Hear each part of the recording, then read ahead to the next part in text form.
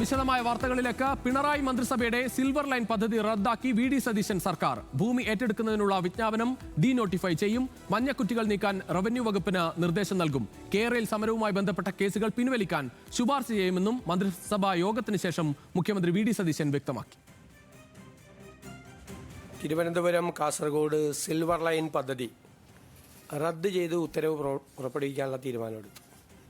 പ്രസ്തുത പദ്ധതിക്കായി ഭൂമി ഏറ്റെടുക്കുന്നതുമായി ബന്ധപ്പെട്ട് പുറപ്പെടുവിച്ചിട്ടുള്ള എല്ലാ വിജ്ഞാപനങ്ങളും റദ്ദ് ചെയ്യാൻ തീരുമാനിച്ചു. ഡീനോട്ടിഫിക്കേഷൻ. പിന്നെ പദ്ധതിക്ക് വേണ്ടി സ്ഥാപിച്ചിട്ടുള്ള മഞ്ഞക്കുറ്റികൾ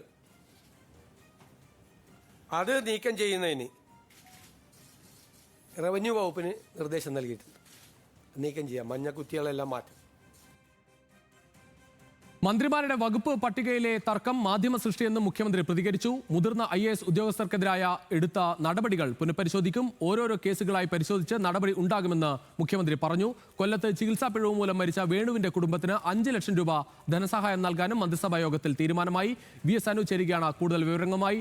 VS അനു, എന്തായാലും വളരെ നിർണായകമായ തീരുമാനങ്ങളാണ് ഈ മന്ത്രിസഭാ യോഗത്തിന്റെ ഭാഗമായി വരുന്നത്. പ്രത്യേകിച്ച് ഈ അതിവേഗ റെയിൽ എന്ന ചിന്ത പോലും ഉണ്ടായ ഒരു പദ്ധതിയായിരുന്നു സിൽവർ ലൈൻ. പിന്നീട് അത് നിർത്തിപ്പോകുന്ന ഒരു സാഹചര്യമാണ് ഉണ്ടായത്. പക്ഷേ ആ ഭൂമി ഏറ്റെടുക്കാനുള്ള നീക്കമൊക്കെ വലിയ തരത്തിൽ ചർച്ചയായത് നമുക്കറിയാം. അതിനുമായി ബന്ധപ്പെട്ട് പിന്നെ ഒരു നീക്കവും ആ ഭൂമിയിൽ നടത്താൻ പറ്റാത്ത തരത്തിൽ ആളുകൾ, ആ സമരസമിതിയൊക്കെ വലിയ പരാതി ഉന്നയിക്കുന്നു, പ്രതിഷേധമൊക്കെ അറിയിക്കുന്നു. എന്തായാലും അവർക്കൊക്കെ ഒരു ആശ്വാസമാകുന്ന ഒരു തീരുമാനം വരുന്നു. പക്ഷേ അപ്പോഴും ഒരു ആശങ്ക, ഇനി അതിവേഗ റെയിൽ എന്ന ഈ സ്വപ്നത്തിലേക്ക് മറ്റേതെങ്കിലും തരത്തിൽ ഇടപെടൽ ഉണ്ടാകുമോ എന്നതാണ്. രുചീഷ്, ഏതായാലും പിണറായി സർക്കാരിൻ്റെ സ്വപ്ന പദ്ധതിയായ സിൽവർ ലൈൻ പദ്ധതിയിൽ നിന്ന് വി ഡി സതീശൻ സർക്കാർ പിന്മാറുന്നു. ആ സിൽവർ ലൈൻ പദ്ധതിയുടെ നോട്ടിഫിക്കേഷൻ റദ്ദാക്കുന്നു എന്ന വളരെ സുപ്രധാനമായ തീരുമാനമാണ് ഇന്നത്തെ മന്ത്രിസഭാ യോഗത്തിൽ ഉണ്ടായത്. ഇന്ന് രാവിലെ മുതൽ തന്നെ നമ്മൾ ഈ വാർത്ത നൽകുന്നുണ്ട്. ഇന്നത്തെ മന്ത്രിസഭാ യോഗത്തിൽ ഇങ്ങനെ ഒരു തീരുമാനമുണ്ടാകും എന്നുള്ള വാർത്ത ന്യൂസ് മലയാളം രാവിലെ മുതൽ നൽകുന്നുണ്ട്. ആ വാർത്ത ശരിവെക്കുന്നതാണ് അല്പസമയം മുമ്പ് മാധ്യമങ്ങളെ കണ്ട മുഖ്യമന്ത്രി വി ഡി സതീശൻ വ്യക്തമാക്കിയതും. കാരണം വലിയ പാരിസ്ഥിതിക പ്രശ്നങ്ങൾ ഈ സിൽവർ ലൈൻ പദ്ധതി നടപ്പിലാക്കുന്നതിലൂടെ ഉണ്ടാകും. മാത്രമല്ല, ഈ പദ്ധതി വേണ്ട എന്ന് തീരുമാനിച്ചു എന്ന് മാത്രമല്ലാതെ അതിനൊരു ഡീനോട്ടിഫിക്കേഷൻ ചെയ്യാത്തതിലൂടെ ആളുകൾക്ക് ഈ വസ്തു വിൽപ്പനയ്ക്കോ ഒന്നും നടക്കുന്നില്ല, ക്രയവിക്രയങ്ങൾ നടക്കുന്നില്ല. അതുകൊണ്ട് അവർക്ക് മാറണം. കാരണം പെൺകുട്ടികളുടെ വിവാഹമടക്കമുള്ള കാര്യങ്ങൾ മുടങ്ങുന്നു എന്നടക്കമുള്ള കാര്യങ്ങൾ, പരാതികൾ പല ആൾക്കാരും പറയുന്നുണ്ട്. മാത്രമല്ല, പ്രതിപക്ഷ നേതാവായിരുന്നപ്പോൾ വി ഡി സതീശൻ തന്നെ ഈ സമരപ്പന്തലെത്തുകയും കേരള വിരുദ്ധ സമരസമിതി നേതാക്കളോട് UDF അധികാരത്തിൽ വന്നാൽ ഈ പദ്ധതിയിൽ നിന്ന് പിന്നോട്ട് പോകുമെന്ന് പറഞ്ഞിരുന്നു. ആ വാക്കാണ് അദ്ദേഹം ഇന്നിപ്പോൾ രണ്ടാമത്തെ മന്ത്രിസഭാ യോഗത്തിൽ തീരുമാനമായിരിക്കുന്നത്. മറ്റൊരു പ്രധാനപ്പെട്ട കാര്യം, PSC റാങ്ക് ലിസ്റ്റുകൾ ഓഗസ്റ്റ് 31 വരെ കാലാവധി ഉണ്ടായിരുന്ന റാങ്ക് ലിസ്റ്റുകൾ അത് നവംബർ 30 വരെ നീട്ടിയിരിക്കുന്നു. പ്രത്യേകിച്ച് തെരഞ്ഞെടുപ്പ് കാലത്ത് ഈ നിയമനങ്ങളൊന്നും നടക്കാത്ത ഒരു പശ്ചാത്തലത്തിലാണ് ഇപ്പോൾ ഏതായിരുന്നാലും ആ റാങ്ക് പട്ടിക നീട്ടാൻ വേണ്ടി തീരുമാനിച്ചിരിക്കുന്നത്. മറ്റൊരു പ്രധാനപ്പെട്ട കാര്യം, ഈ സത്യപ്രതിജ്ഞാ ചടങ്ങിൽ ഉണ്ടായ 2 പ്രധാനപ്പെട്ട സംഭവങ്ങൾ. ഒന്ന്, വന്ദേ മാതരം ആലപിച്ചത്. അത് തനിക്ക് അറിയില്ല. ഈ ലോക്ഭവന്റെ നിർദ്ദേശപ്രകാരമാണ് അങ്ങനെ വന്ദേ മാതരം ആലപിച്ചത് എന്നുള്ള ഒരു വിശദീകരണമാണ് മുഖ്യമന്ത്രി നൽകിയത്. മറ്റൊരു പ്രധാനപ്പെട്ട കാര്യം, ഈ പറയുന്ന അദ്ദേഹത്തിൻ്റെ അച്ഛൻ്റെ പേരിനൊപ്പം ഈ ജാതി വാൾ ചേർത്തതുമായി ബന്ധപ്പെട്ട വിഷയം. അതിൽ മുഖ്യമന്ത്രി പറയുന്നത് താൻ അച്ഛൻ്റെ പേര് പറഞ്ഞത് ഏറെ അഭിമാനത്തോടു കൂടിയാണ്.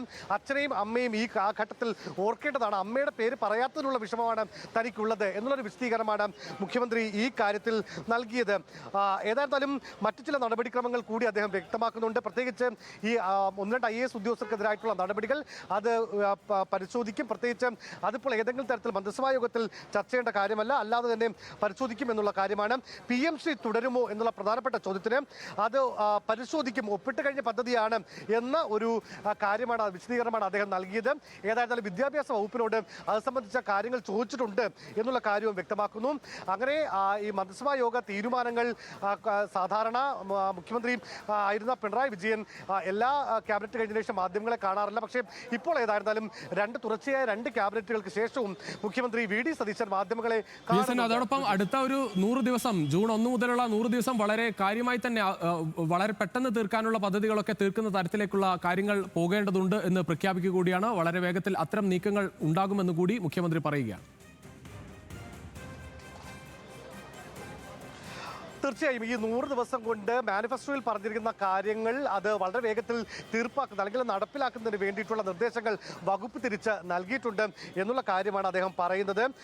മാത്രമല്ല മറ്റൊരു കാര്യം കൂടെ ഉള്ളത്, ഈ മന്ത്രിമാരുടെ വകുപ്പ് സംബന്ധിച്ചാണ് പട്ടിക ഗവർണർക്ക് കൈമാറി. പക്ഷേ അതുമായി ബന്ധപ്പെട്ട തർക്കങ്ങൾ ഉണ്ടായിരുന്നു എന്ന വാർത്ത അദ്ദേഹം നിരാകരിക്കുകയാണ്. തർക്കങ്ങളില്ലായിരുന്നു, വളരെ വേഗത്തിൽ നൽകിയതാണ്. മാത്രമല്ല ഗവർണർ സ്ഥലത്തില്ലായിരുന്നത് കൊണ്ടാണ് ഈ പട്ടിക വൈകിയതെന്നാണ് അദ്ദേഹം പറയുന്നത്. പക്ഷേ നമുക്കറിയാം ഇന്നലെ കെ മുരളീധരൻ മന്ത്രി കണ്ടപ്പോൾ പോലും പട്ടികയുമായി ബന്ധപ്പെട്ട് തർക്കമുണ്ട് എന്നുള്ള കാര്യം അദ്ദേഹം വ്യക്തമാക്കുന്നുണ്ട്. ഏതായാലും ഈ പട്ടിക വകുപ്പ് സംബന്ധിച്ച പട്ടിക ഗവർണർക്ക് കൈമാറിയിട്ടുണ്ട്. ഇന്ന് തന്നെ അത് വിജ്ഞാപനമായി ഇറങ്ങുകയും ചെയ്യും. ശരി വി എസ് അനു, എന്തായാലും വളരെ പ്രധാനപ്പെട്ട തീരുമാനം. അത് സിൽവർ ലൈൻ പദ്ധതിയുമായി ബന്ധപ്പെട്ടതാണ്. ആ പദ്ധതി പൂർണ്ണമായും തന്നെ പിൻവലിക്കുന്ന ഒരു നടപടിയിലേക്ക് സർക്കാർ പോവുകയാണ്. ഡീനോട്ടിഫൈ ചെയ്യാനാണ് സർക്കാരിന്റെ തീരുമാനം.